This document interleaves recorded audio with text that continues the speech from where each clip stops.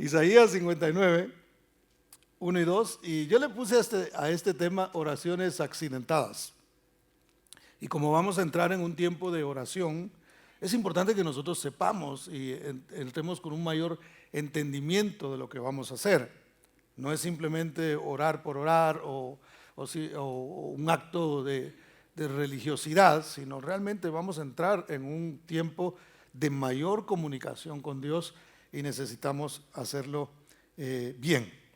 Dice así la palabra del Señor: he aquí que no se ha cortado la mano de Jehová para salvar, ni se ha agravado su oído para oír, pero vuestras iniquidades han hecho división entre vosotros y vuestro Dios, y vuestros pecados han hecho ocultar de vosotros su rostro para no oír.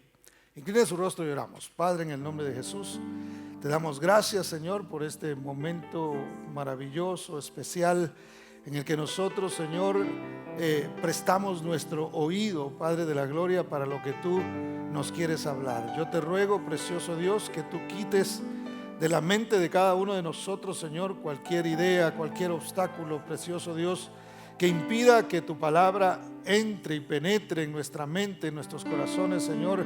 Y así, oh Dios de la gloria, tu palabra cumpla ese propósito en cada uno de nosotros. Bendito Dios. En el nombre de Cristo Jesús, yo me pongo en manos de tu Espíritu Santo presente en medio de nosotros, para que tú, Señor, me uses como un instrumento para hablar a tu pueblo, para hablar a nuestras vidas.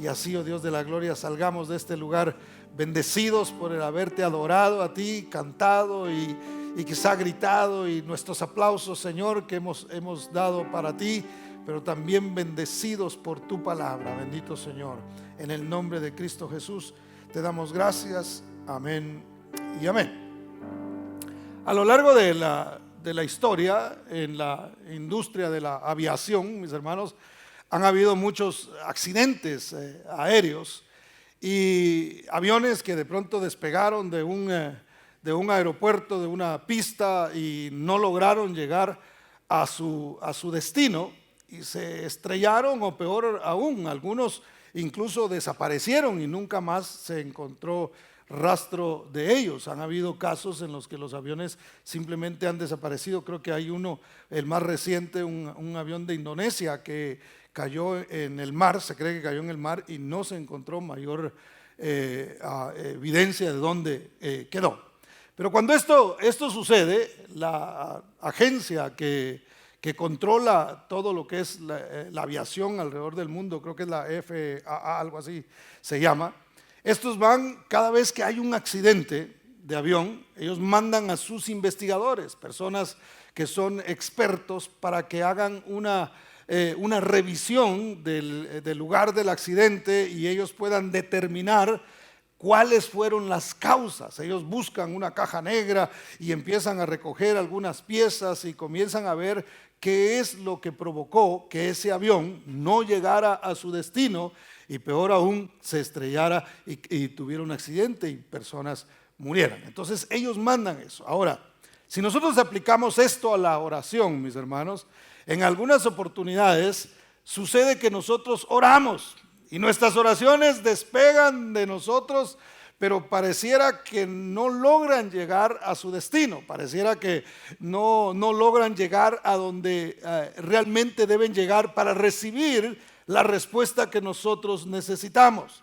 Ahora, así como esta agencia va e investiga qué es lo que está pasando, nosotros pocas veces nos ponemos a ver qué sucederá. ¿Por qué será que Dios no me está contestando? ¿Por qué yo siento a veces que mis oraciones se quedan pegadas en el techo, hermanos?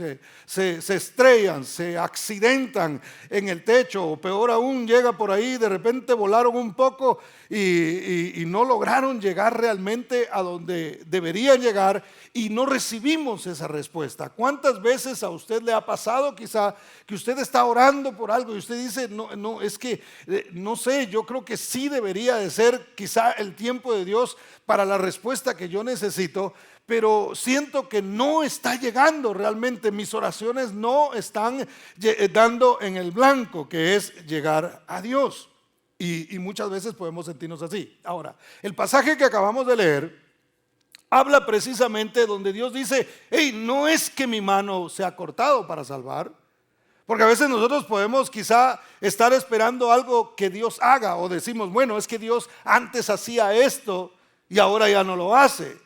Y Dios aclara al pueblo, porque el pueblo estaba en sus servicios, en sus oraciones, en sus ritos que ellos tenían conforme a la ley, y cumplían con todo eso, pero simplemente parecía que su relación con Dios estaba teniendo algunos obstáculos. Habían cosas que no estaban sucediendo, había algo que ya no se disfrutaba de la misma manera. Entonces Dios dice: no es que mi mano se haya acortado, no es que mi mano no pueda salvar, yo no he cambiado. Es más, la Biblia dice que Dios no cambia, hermano. Dios no se muda. Dios es el mismo de ayer, de hoy y de siempre. Los que a veces cambiamos, los que a veces nos metemos así como en religión y comenzamos, las cosas comienzan a hacerse así como muy común el asunto, ¿verdad? O sea, ya el domingo hay que ir a la iglesia porque es parte de lo que nosotros hacemos, parte de nuestra costumbre simplemente, pero a veces perdemos esa devoción y a veces perdemos esa conexión con Dios y dejamos de disfrutar lo que para nosotros debería de ser algo hermoso. Yo me alegré con los que me decían, dice el salmista: a la casa del Señor iremos. Yo voy a regocijarme. Tiene que ser para nosotros, y yo esto lo he dicho ya varias veces, pero tiene que ser un gozo el venir aquí, reunirnos y darle gloria a Dios, hermano. Cuando comienza a hacerse pesado, cuando comienza a parecer que, ay, sí, es que tengo que ir, porque si no, es como cuando uno está tratando de bajar de peso, ¿verdad? Y uno dice: ay, sí, y ya empecé a hacer ejercicio y no puedo parar porque si no voy a quedarme como estoy.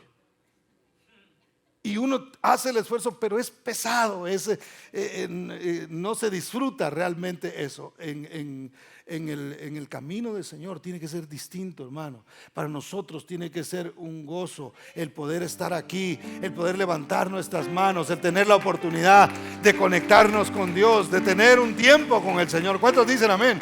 Denle ese aplauso fuerte a Cristo, porque Él es bueno. Entonces el Señor les dice: el problema no soy yo, el problema son ustedes. O sea, no es que yo no les quiero responder sus oraciones, no es que yo no quiero tocar sus corazones, no es que yo no quiero relacionarme con ustedes, sino que el problema realmente radica en ustedes. Dice el verso 2, dice: por vuestras iniquidades, han hecho división entre vosotros y vuestro Dios.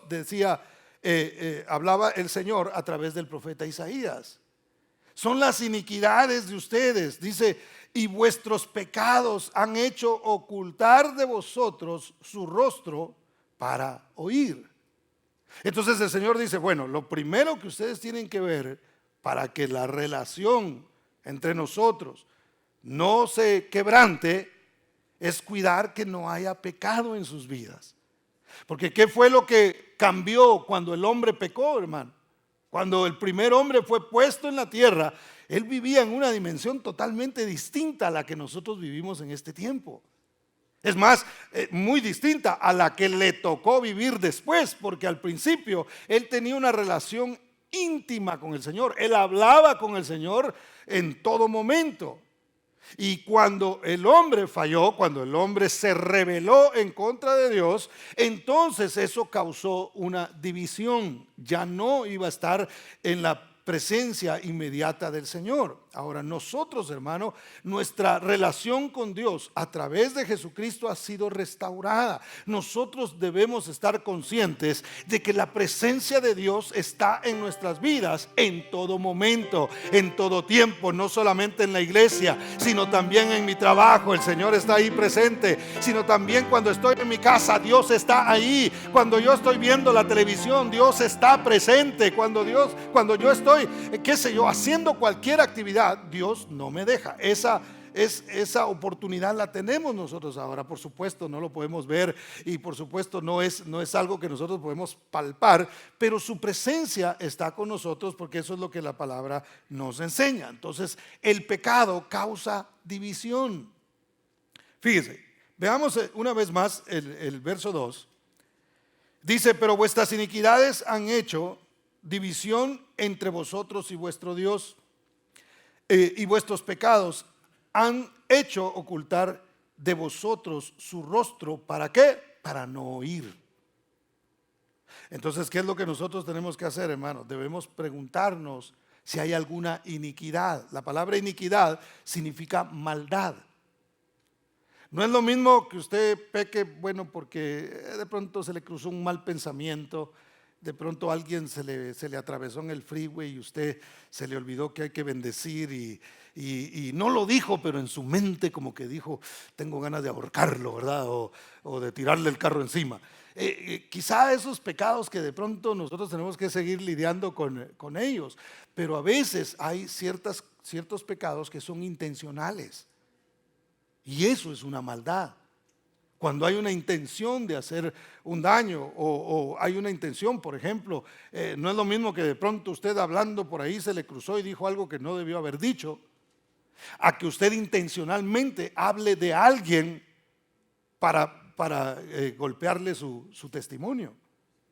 Eso es una iniquidad. Entonces hay que revisar si no hay en nosotros iniquidad. Y luego dice, los pecados. La palabra pecado significa ofensa. Ya sea que ofendimos a alguien, ya sea que ofendimos a alguien incluso de nuestra familia, y a través de eso hemos ofendido a Dios.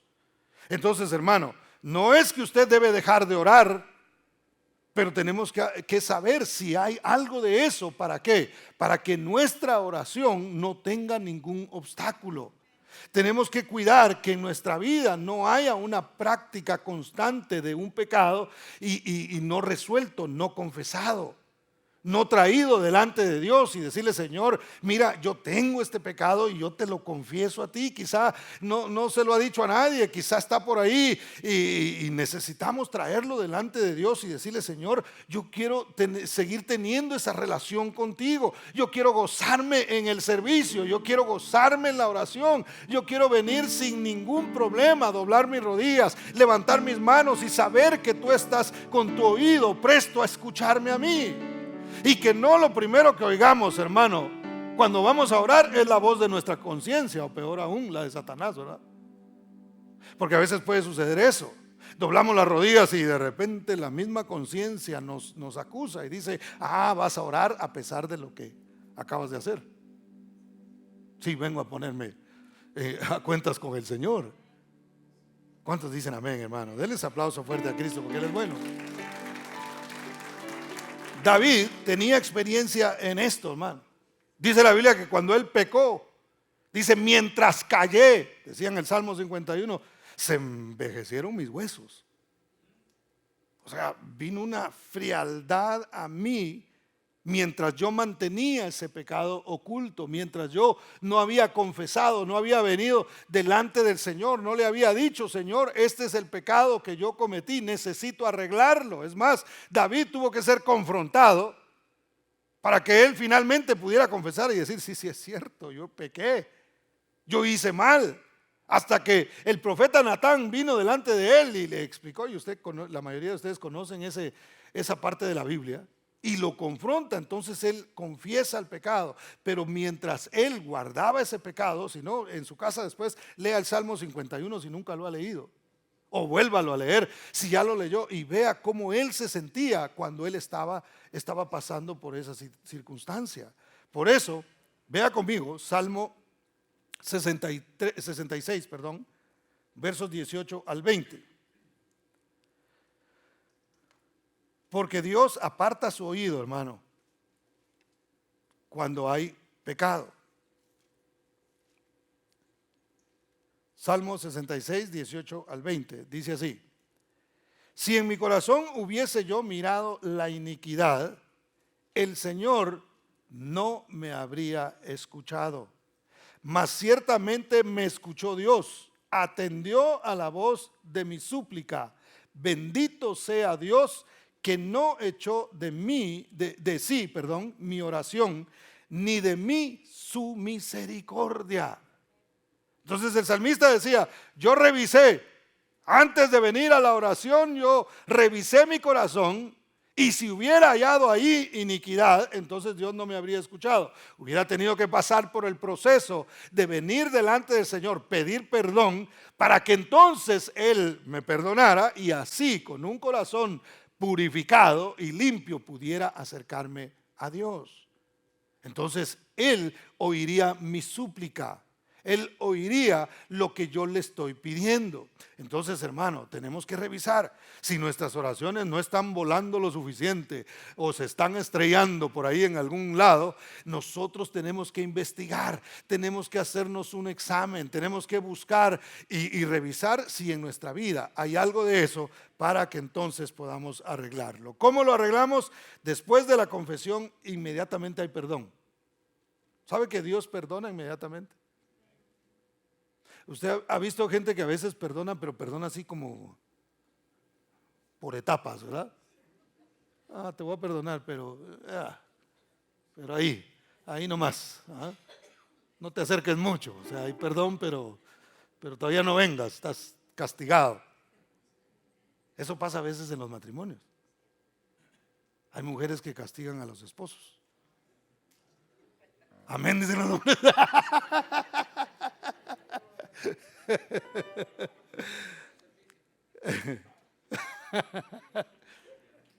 Y hacen huelga, dicen, no, pero perdóname, mi amor. No, ya te perdoné, pero todavía estoy enojada, ¿verdad? Yo sé que aquí no hay, vienen al siguiente servicio. Entonces tenemos nosotros que venir. ¿Por qué? Porque Dios perdona. O sea, nosotros sí tomamos ese tiempo, nosotros sí como que tardamos un poquito porque pues nosotros somos humanos. Pero Dios no es así. Inmediatamente que usted pide perdón, inmediatamente que usted reconoce, es más, no tiene a veces ni siquiera que salir la palabra de nuestra boca. Si en nuestro corazón hay arrepentimiento, Dios inmediatamente otorga el perdón. Póngame atención aquí. De verdad. Prueba de eso es David. David no se escucha. Es más, después él escribe el Salmo 51. Pero cuando él es confrontado por el profeta Natán, Natán no termina de darle la regañada que le dio, hermano, porque sí lo regañó. Y era el rey, ¿eh? Y me encanta la humildad de David, porque no dijo, quieto Natán, que aquí el rey soy yo. O sea, tampoco me prediques tan fuerte. Tampoco seas así tan religioso, ¿verdad? Como dicen algunos. Sino que él se humilló. Entonces Natán le dice, hey, pero ya tu pecado ha sido remitido. No te vas a morir. Vas a tener que pasar por un proceso y consecuencias que van a venir por lo que tú hiciste. No porque Dios te las mande, sino porque eso es parte de lo que va a suceder. Pero realmente tú has sido perdonado. Tú has sido perdonado ya. Entonces, hermanos, si hay algo en nosotros un problema de pecado en nosotros o de iniquidad, lo único que Dios espera de nosotros es arrepentimiento, es reconocerlo y decir, Señor, perdóname, yo sé que he estado fallando, yo sé que no he estado haciendo las cosas como debería hacerlas, yo sé que he estado pensando mal, yo sé que he estado actuando mal, yo sé que las palabras que han estado saliendo de mi boca no han sido de bendición hacia algunas personas. Necesito, Señor, arrepentirme de esto y necesito recibir en mi corazón ese perdón. Y eso, hermano, recupera, eso repara la relación entre nosotros y Dios. Entonces el Señor le dijo al pueblo de Israel, no es que yo no quiera extender mi mano para salvar, no es que mi oído se haya hecho sordo y que no tenga yo la capacidad de escucharlos a ustedes. El problema es que hay iniquidad y hay pecado en ustedes y necesitan arreglar eso para que entonces yo pueda extender mi mano una vez más y traer salvación a sus casas. Quizá nosotros estamos esperando que venga la salvación a nuestra casa, hermano, pero hay cosas que nosotros no hemos arreglado todavía. Y no ha venido la salvación a nuestra casa. Quizá, yo no estoy diciendo que eso sea todos los casos, pero quizás el caso sea que no hemos arreglado nosotros todavía nuestro asunto con Dios. ¿Cuántos dicen amén? Número 2, ¿qué otro? Estamos investigando aquí por qué se estrellan las oraciones, hermano. ¿Por qué se accidentan? Número 2, el egocentrismo. Cuando mis oraciones son egoístas, hermano, eso es un problema, Vea conmigo Santiago, capítulo 4, versos 1 al 3. ¿Cuántos están contentos, hermano? Mire que la palabra del Señor hay que recibirla con gozo, ¿eh? Número 12, el egocentrismo. Santiago 4, 1 al 3. Dice así: ¿de dónde vienen las guerras y los pleitos entre vosotros? ¿No es de vuestras pasiones las cuales combaten en vuestros miembros? Codiciáis y no tenéis, matáis y ardéis de envidia y no podéis alcanzar, combatís y lucháis, pero no tenéis lo que deseáis, porque no pedís. Pedís y no recibís, porque pedís mal, para gastar en vuestros deleites. Cuando mis oraciones son egoístas, cuando yo lo que pido es solamente porque yo quiero algo, porque eso me va a saciar a mí. Y a mí me gusta poner de ejemplo a Ana, ¿verdad? Cuando Ana le pedía un hijo a Dios y decía: Señor, dame un hijo, Señor, dame un hijo, y Dios no le daba hijo, hermano. ¿Sabe por qué no le daba hijo? Porque ella lo quería solamente porque era algo que ella anhelaba en su corazón. Solo porque eso le llenaba a ella, el saber que tenía un hijo para ella. Recordemos que en ese tiempo era muy importante para las mujeres tener hijos. Lo es ahora en este tiempo, pero era más en ese tiempo por cosas que yo le he explicado acá. Porque sobre todo las israelitas querían que de alguna manera, por decirlo de esta forma, sacarse la lotería. En el sentido de que el Mesías podía nacer de su descendencia. Entonces para ellas era muy importante tener descendencia, porque había una posibilidad que de alguna de ellas surgiera el Cristo, el Mesías. Entonces para ellas era muy importante. Aparte habían otras cuestiones culturales por las que ellas era muy importante que tuvieran hijos. Y ella le decía: Señor, dame un hijo, Señor, dame un hijo, Señor, dame un hijo. Pero no estaba pensando en nadie más, estaba pensando en sí misma. Hasta que ella vino y le dijo: Señor, si me das un hijo, lo voy a dedicar a ti y va a ser un siervo tuyo. Entonces Dios dijo: ahí ya la cosa cambia. Porque lo que me estás pidiendo no es para llenarte un vacío a ti simplemente, sino, y se lo iba a llenar, ella iba a disfrutar de tener un hijo, pero iba a darlo ¿para qué? Para servicio a los demás. Samuel fue un profeta que sirvió a Dios y bendijo a reyes. Él bendijo a mucha gente. Entonces, cuando nosotros pedimos algo, debemos saber por qué lo estamos pidiendo. O sea, si yo quiero algo y quiero que Dios me lo dé, no estoy hablando de cosas materiales, hermano, porque las cosas materiales se ganan trabajando. O sea, eso, si uno anhela algo, uno trabaja, uno ahorra y uno se lo compra, ¿verdad? Por supuesto, la bendición de Dios está sobre nosotros, pero cuando le estamos pidiendo algo a Dios, ¿por qué se lo estamos pidiendo? ¿Por qué quiere usted que sus hijos se salven, por ejemplo? Para que vengan a la iglesia, pastor. Gloria a Dios, sí, pero eso le va a llenar solamente su necesidad.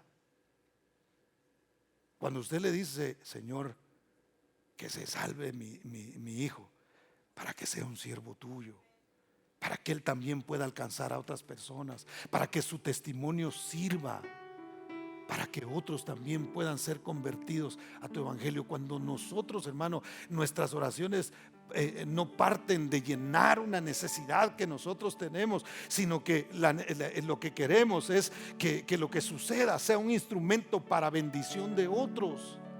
Entonces Dios dice: ahora estamos hablando. Porque Dios no entregó a su hijo para que muera y yo reciba esa ofrenda, esa sangre que sea derramada, calme simplemente mi ira que tengo en contra del hombre. No, el Señor no lo hizo por eso. De tal manera amó Dios al mundo, un mundo podrido, hermano, que dio a su hijo unigénito. no para que Él se sintiera contento, sino para que el mundo fuera salvo. Él mismo dio a su Hijo para que usted y yo hoy pudiéramos estar en este lugar exaltando el bendito nombre de nuestro Señor Jesucristo. ¿Cuántos dicen amén? Dale ese fuerte aplauso al Señor y agradécele por tu salvación. No se ha cortado la mano del Señor para salvar. Nuestras motivaciones son las que hay que ver. Por supuesto que queremos ver a nuestros hijos salvos. Por supuesto que vamos a gozarnos el día que veamos que nuestros hijos se salvan, hermano. Mire, yo siempre cuento el testimonio de mi mamá. Mi mamá oraba por mí. Pero a mí me gusta, y ahora que pienso, su oración no era una oración egoísta. Porque cuando ella oraba decía: Señor, yo lo he de ver predicando tu palabra, es un siervo tuyo.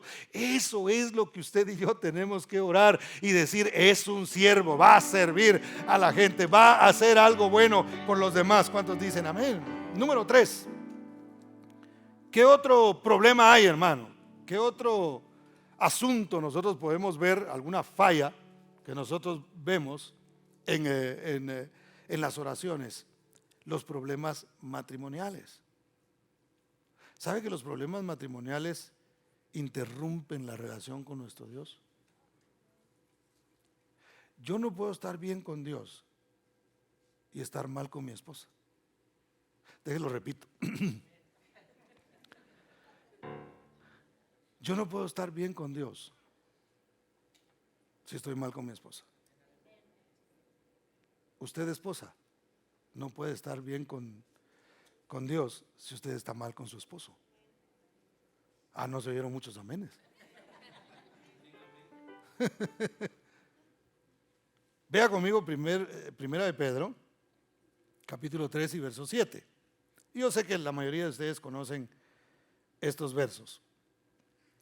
Primera de Pedro 3:7, véalo ahí en su aplicación o búsquelo en la Biblia.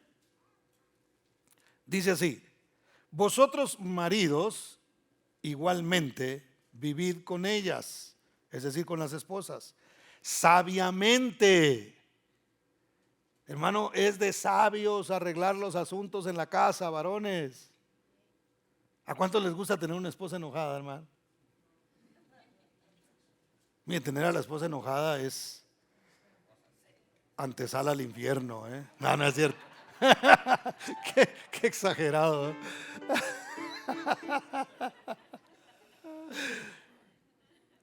Pero dígame si tener a la esposa contenta en la casa, eso es una bendición.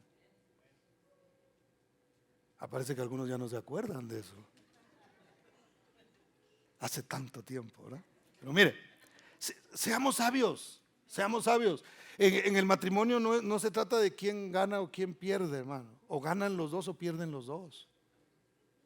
En salir uno victorioso, realmente no se resuelve el asunto. Pero mire lo que sigue diciendo. Dice: dando honor a la mujer como a vaso más frágil. Hay que tratarlas bien, de eso está diciendo. Y como a coherederas de la gracia de la vida. ¿Para qué? Para que vuestras oraciones no tengan estorbo. Mire, esto no es algo que nosotros nos hemos inventado, los predicadores o los pastores. Eso está escrito en la Biblia.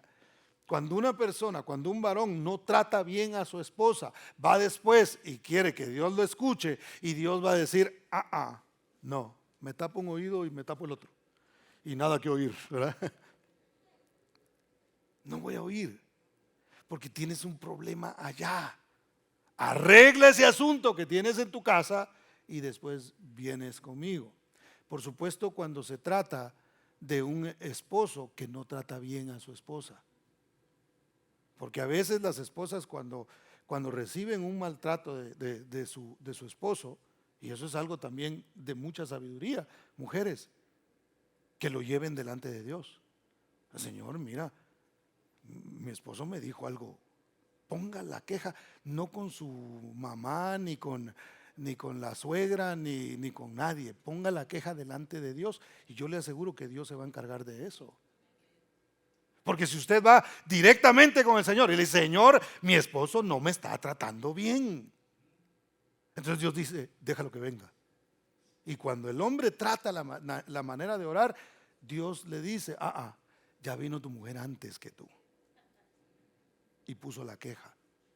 Entonces yo no te voy a oír hasta que tú aprendas a tratar bien a tu esposa. El varón que trata bien a su mujer tiene los cielos abiertos y el oído de Dios inclinado para escuchar su oración. ¿Cuántos dan gloria al nombre del Señor? Denle ese aplauso fuerte a Cristo, porque Él es bueno. Entonces, varones, esa es una clave, esa es sabiduría y no es difícil. Mire, bueno, de pronto sí es difícil a veces.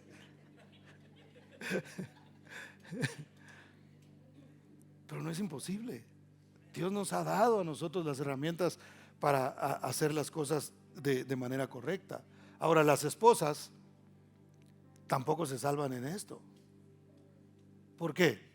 Porque la Biblia dice que la mujer que ora y profetiza debe cubrirse la cabeza. Y cubrirse la cabeza significa estar bajo autoridad. Entonces, si una mujer no está bajo autoridad del esposo, tampoco se oyen las oraciones.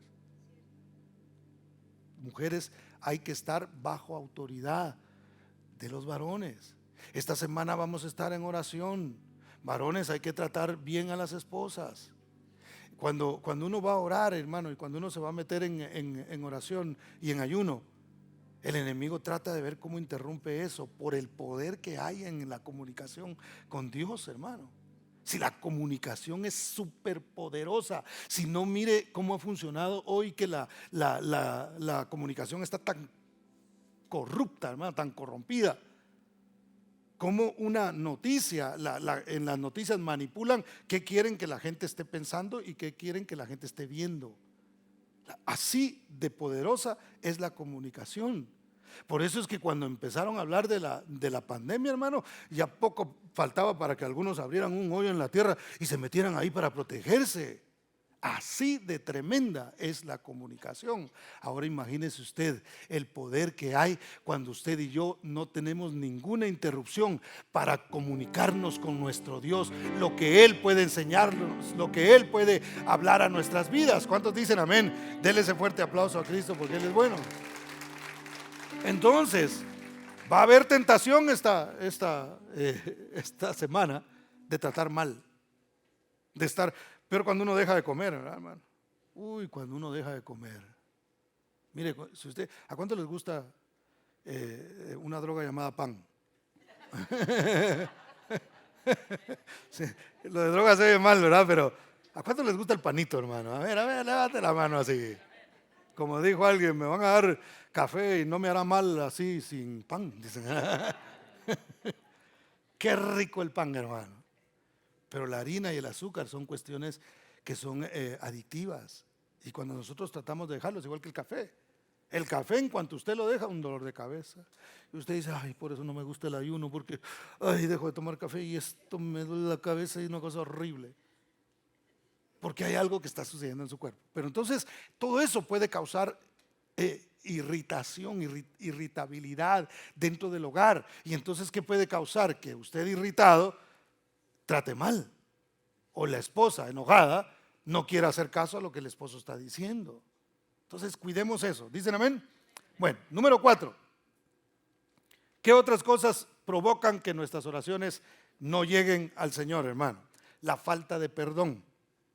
Mateo capítulo 6 y verso 12 dice: y perdónanos nuestras deudas, como también nosotros perdonamos a nuestros deudores. Esto lo dice Jesús cuando está explicando, enseñándole a sus discípulos cómo orar. Él les dice, bueno, ustedes van a orar así y usted conoce el Padre Nuestro, y luego en cierta parte Él dice, y perdona nuestras deudas como nosotros perdonamos a nuestros deudores.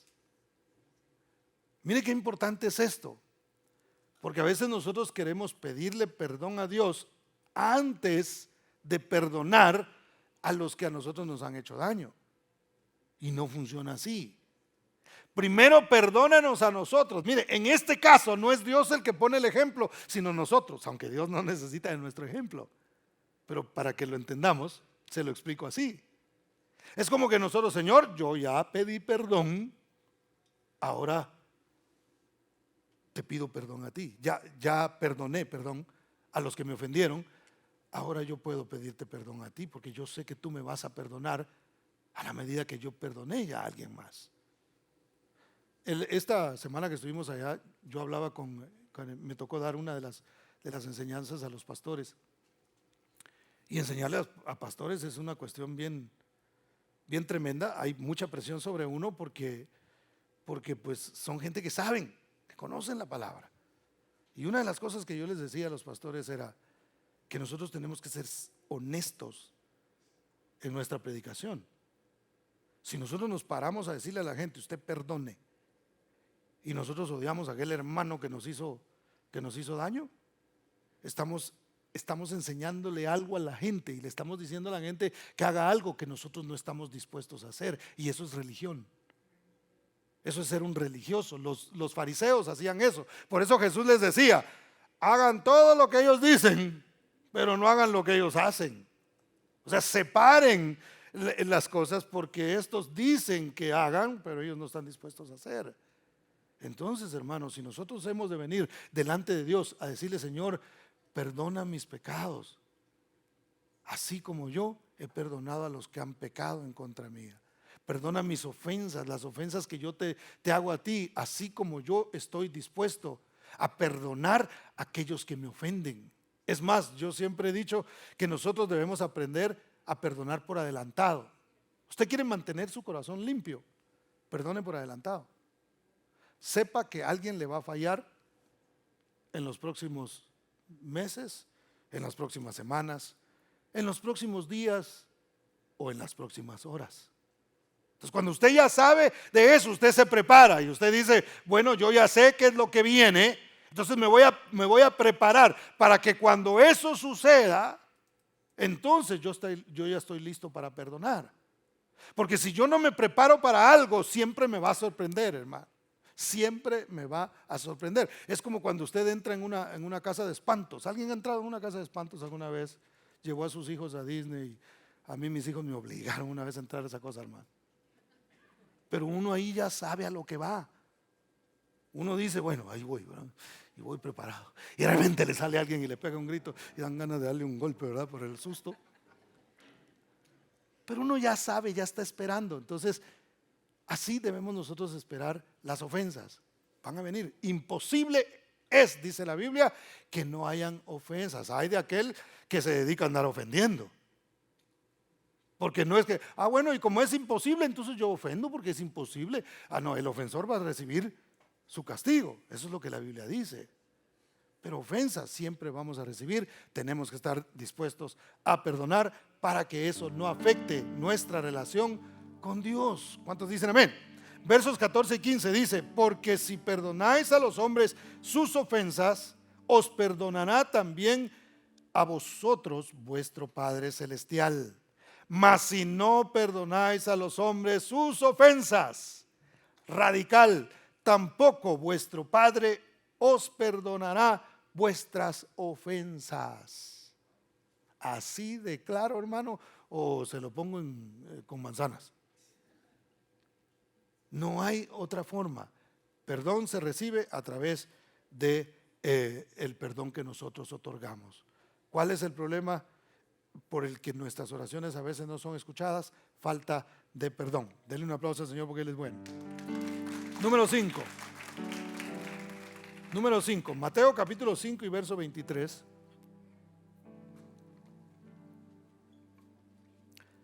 ¿Qué otro obstáculo hay, hermano? ¿Por qué se estrellan a veces nuestras oraciones? La no reconciliación. Eso afecta también nuestra relación con Dios. Mateo 5:23 dice, por tanto, si traes tu ofrenda al altar y allí te acuerdas de que tu hermano tiene algo contra ti, deja allí tu ofrenda delante del altar y anda, reconcíliate primero con tu hermano y entonces ven y presenta tu ofrenda. Ahora, hermano, no significa que usted tiene que ir a buscar a todo aquel que tenga algo en contra suya. Porque para algunos de nosotros tendríamos que dedicarnos a eso, ¿verdad? Andar buscando. Y ya arreglé con aquel, y ya tengo. Y la lista, hermano, a veces se hace larga. Porque hay gente que tiene cosas en contra de uno de gratis, hermano. De gratis. Yo conozco personas que a veces hasta me han dado ganas de ir y preguntarles, ¿qué te hice, hermano? O hermana o persona.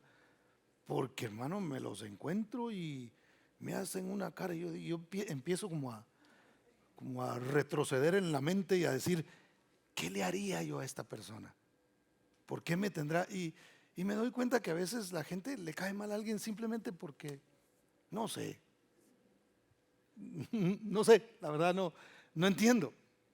Pero a veces puede pasar eso. Ahora, ese tipo de cosas se traen al altar, ¿verdad? Y se dice, Señor, mira, fulano tiene algo en contra mío, pero realmente yo no sé qué es. Honestamente yo no sé qué es. No necesito tampoco que me lo reveles. Yo quiero arreglar esto aquí en el altar porque no quiero interrupción. Entiendo que no soy perfecto y de pronto por esa imperfección mía a alguien no le caigo bien. Pero eso no tiene nada que ver conmigo. Ahora, si es alguien que nosotros sabemos, hermano, y que hay oportunidad de arreglar las cosas, hay que arreglarlo. Hay que arreglar, hay que reconciliarse con las personas. Quizá no vuelvas a ser amigo de esa persona con la que tuviste problemas, pero eso no significa que no lo puedes arreglar y decir, ya estuvo, pasemos la página, se acabó, ya arreglemos el asunto, perdóname si te sentiste de esta manera, yo no quiero que tengas nada en contra mía. Si tenemos esa oportunidad, hagámoslo. ¿Para qué? Porque a nosotros nos conviene. A mí me interesa, hermano, que cuando yo doblo mis rodillas y cuando yo oro al Señor, el Señor me escuche. Yo necesito que Dios me oiga. Yo necesito que Dios me atienda cuando yo quiero hablar con Él. ¿Cuántos dicen amén? Entonces arreglemos cualquier cosa. Número 6. La falta de interés por la palabra de Dios también es un obstáculo. Para orar de manera efectiva, hay cierto conocimiento que nosotros debemos tener de Dios. Y la palabra es una manera de conocerlo a Él. Creo que es la mejor forma de conocer a Dios es a través de su palabra. ¿Cuántos dicen amén?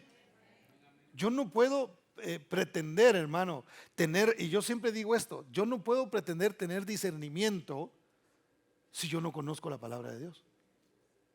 Hay gente que piensa que el discernimiento es algo así como una energía, no sé, algo que pasa y de repente, tuve cierto discernimiento.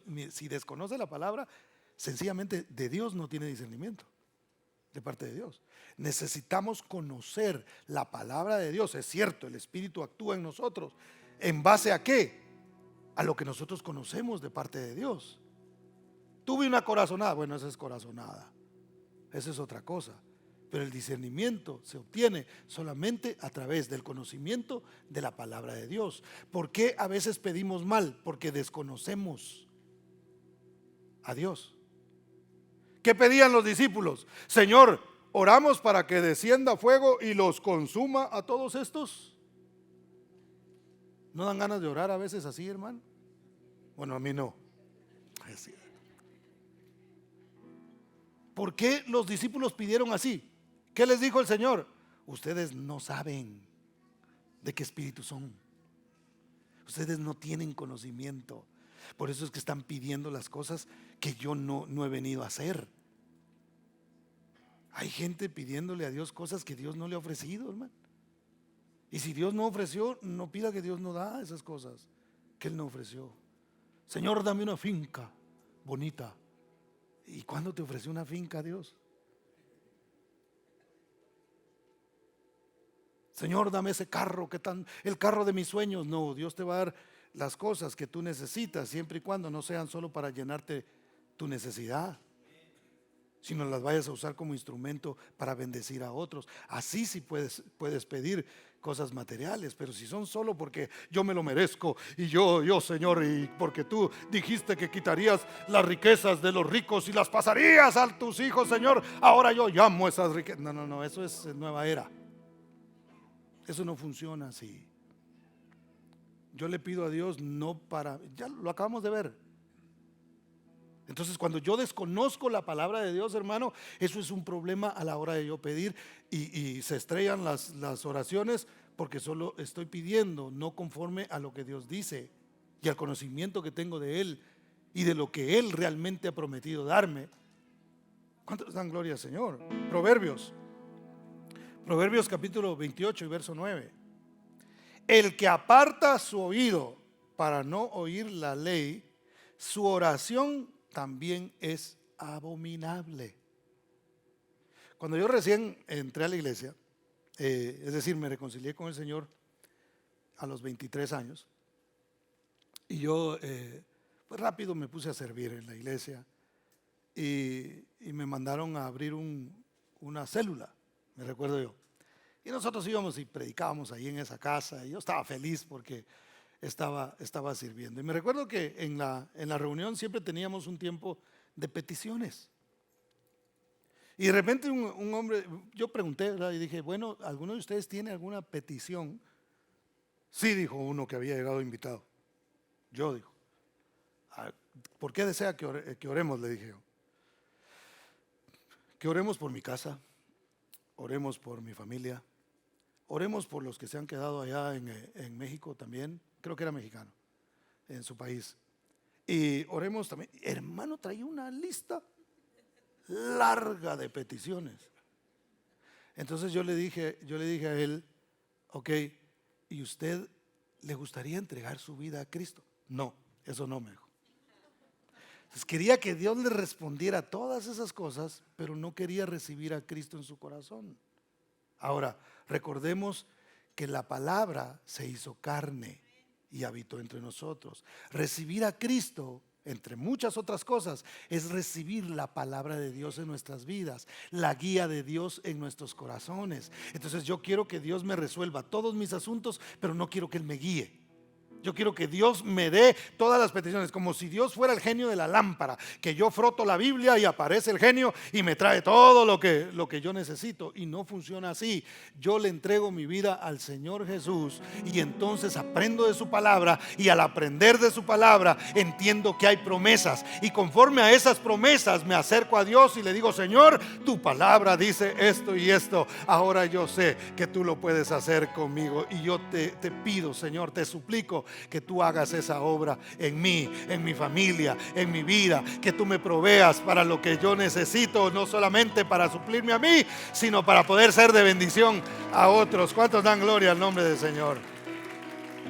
Ahora, debemos hacer una investigación exhaustiva, hermano, y debemos buscar todas estas cosas que yo ya le mencioné: los problemas matrimoniales, las oraciones a veces egoístas.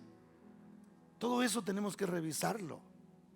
Y si en nuestro corazón nosotros encontramos, hermano, porque puede suceder, no es que seamos perfectos, pero puede suceder que no hay nada de eso, y nosotros decimos, no, mire, no, de veras, Señor, yo ya me revisé, y sí, obviamente como humano fallo, pero no hay algo así como una intención en quedar mal contigo o en hacerle daño a alguna persona. No hay, no existe nada de eso. O usted revisa y dice, no, en mi casa yo estoy bien, yo trato bien a mi esposa, y mi esposa me obedece en lo que debe ser, está sometida, realmente es una mujer que te sigue a ti, Señor. Y usted empieza a revisar y usted dice, todo esto está bien, pero aún el Señor no me responde.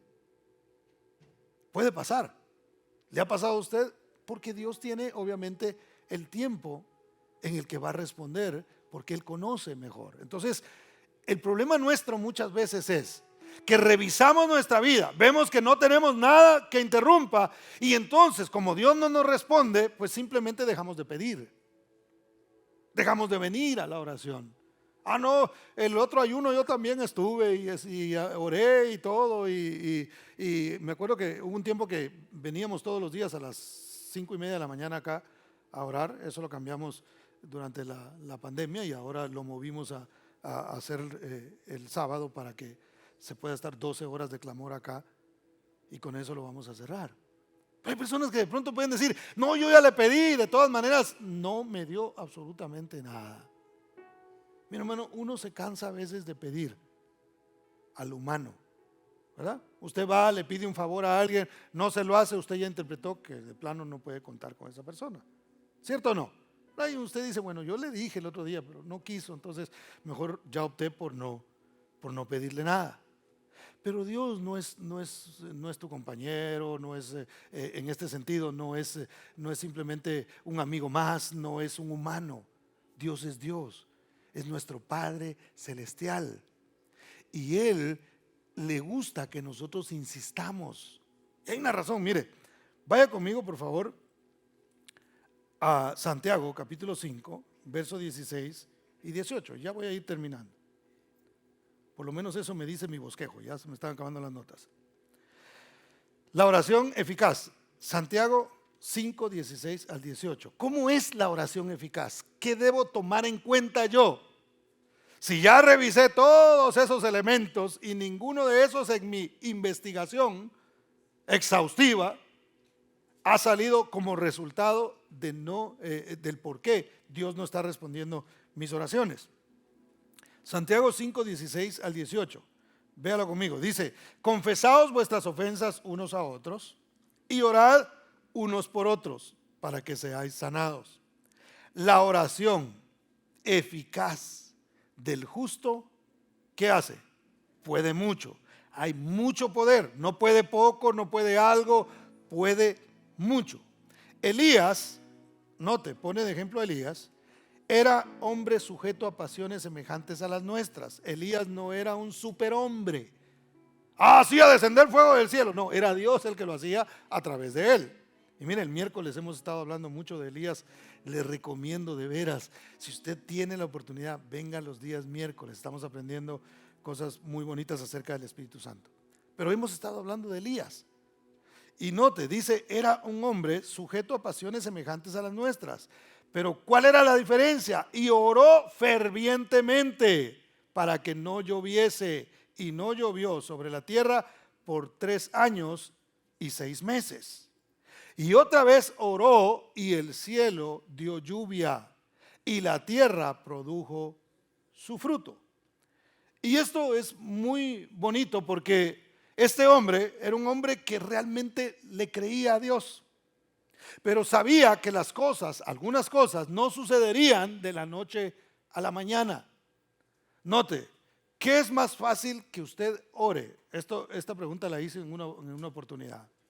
¿Qué es más fácil que suceda cuando usted ora? Por ejemplo, si usted y yo salimos esta mañana y dijimos, Señor, que tu lluvia caiga, Padre, porque ya vio que está nublado, ¿verdad? Entonces, usted puede hasta después sacar el pecho y decir, ¿ya vieron? Yo oré y llovió. ¿Qué es más? Ahora, si usted sale, por muy soleado que esté, y usted dice, Señor, que descienda fuego del cielo, ¿cuánto le creerían, hermano? Que va a descender fuego del cielo. Nadie, ¿verdad? Porque eso es muy difícil. Y note que Elías oró para que descendiera fuego del cielo y cayó inmediatamente. Y para la lluvia tuvo que orar fervientemente.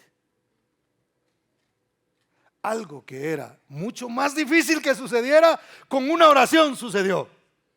Pero algo que era mucho más factible, más fácil, él tuvo que orar fervientemente. ¿Por qué, hermano? Mire, vaya conmigo a primer libro de Reyes, capítulo 18, versos 41 al 44. No se me desespere que ya voy a terminar. Yo sé que no está desesperado, usted quiere más. Ah, sí, hay 2 que quieren más. Ya me hirieron el corazón, van a tener que pedir perdón a Dios por esto. Dice, primer libro de Reyes 18, 41 al 44. Entonces Elías dijo a Acab, sube, come y bebe, porque una lluvia grande se oye. Cuando Elías dijo esto, no había ni una nube, hermano. No había nada. Acab subió, que era el rey, a comer y a beber. Y Elías subió a la cumbre del Carmelo y postrándose en tierra, puso su rostro entre las rodillas y dijo a su criado, sube ahora y mira hacia el mar. Y él subió y miró y dijo, no hay nada. Y él le volvió a decir, vuelve 7 veces. Y a la séptima vez dijo, yo veo una pequeña nube como la palma de la mano de un hombre que sube del mar. Y le dijo, ve y di a Acab, unce tu carro y desciende para que la lluvia no te ataje.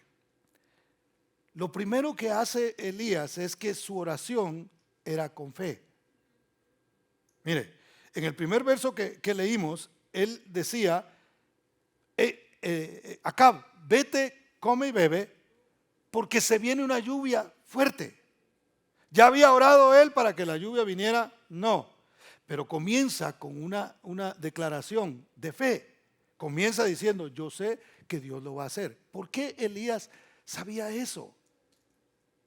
Porque la palabra de Dios previamente le había dicho, no lloverá si no es a través de lo que tú digas.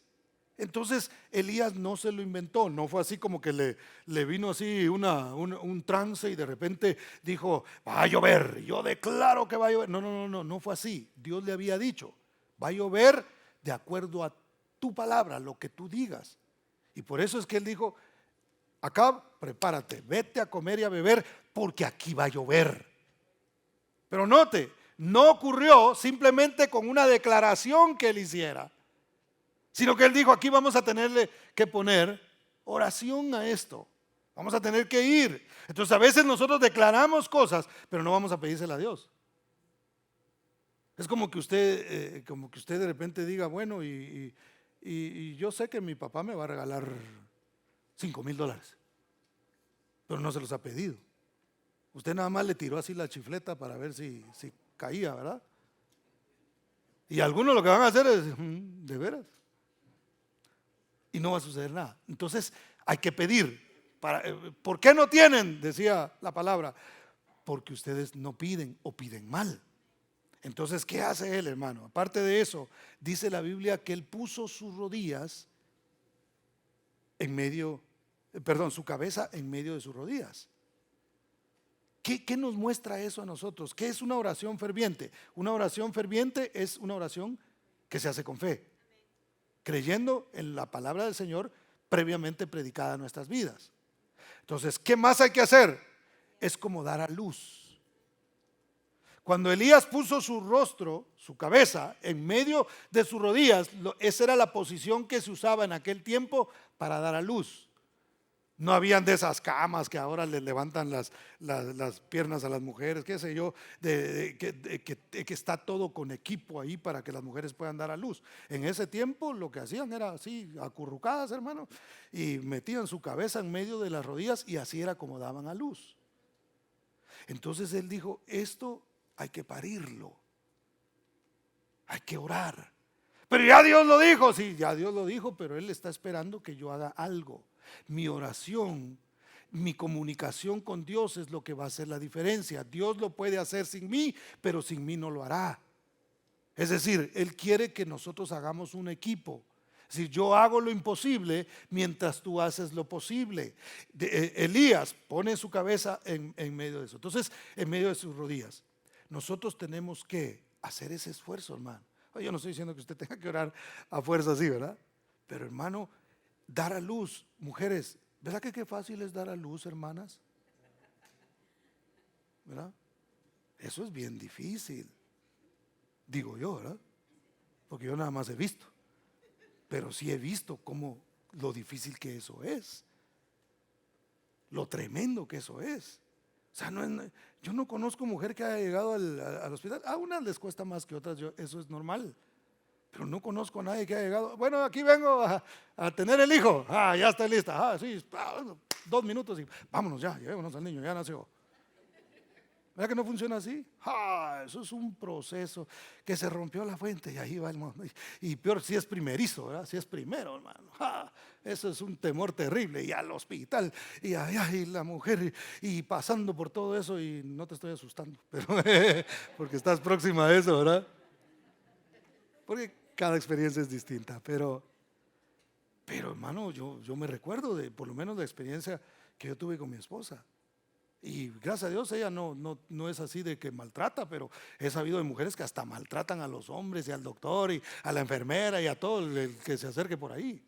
Entonces es algo que requiere de esfuerzo y presión. Y yo me recuerdo que yo le decía a mi esposa, le decían respira, y yo respiraba también con ella, ¿verdad?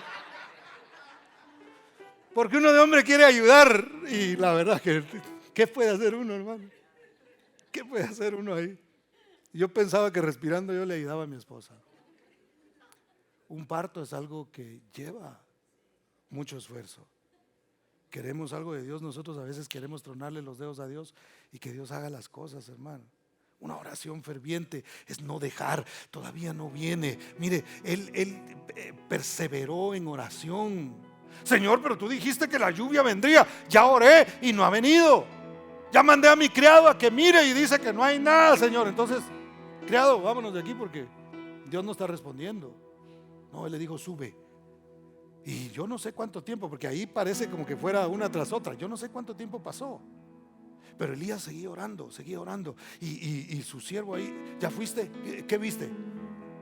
Naranjas agrias. No hay nada. A seguir orando y a meter la cabeza otra vez ahí. ¿Y qué viste? Y dice la Biblia que así hasta 7 veces. 7, número de plenitud. Y la 7ª vez, hermano, no necesitó más. Dijo, ¿qué ves? Una pequeña nube que sube del mar, como la palma de la mano de un hombre. Imagínense, una nubecita, hermano, una cosa así. No es que se vino un nubarrón así y se puso oscuro y él dijo, ahora sí ya viene la lluvia. No, era una pequeña nube y dijo, se acabó. Dios respondió, baja y dile a Acab que arregle su carro y que busque dónde ponerse, porque el chaparrón va a estar bueno. La lluvia se viene. ¿Por qué? Porque oró fervientemente. Era un hombre sujeto a pasiones como las nuestras. También de pronto tuvo que perdonar, también de pronto tuvo que reconciliarse con alguien, también tuvo que revisar su corazón si había iniquidad en él, pero oró fervientemente y Dios hizo la diferencia. No dejemos de orar por aquello que Dios nos ha prometido, porque si Él lo prometió, Él lo va a dar. ¿Cuántos dicen amén? Denles aplauso fuerte a Cristo, porque Él es bueno. Póngase de pie, por favor.